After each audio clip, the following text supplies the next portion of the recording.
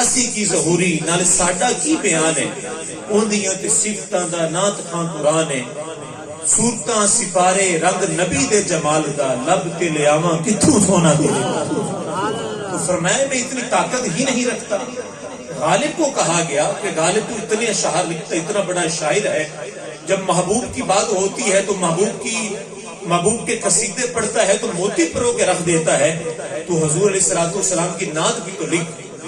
ذکر اس پر وشکا پر بیاں اپنا تھا، بن گیا رقیب آخر جو رازداں اپنا تھا۔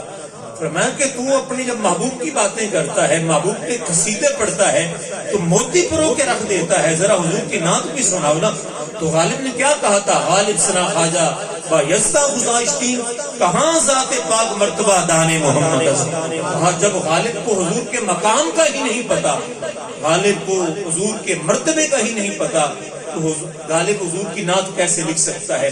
جب رب ہی جانتا ہے حضور کا مرتبہ کیا ہے، مقام کیا ہے، تو وہی بیان کر سکتا ہے۔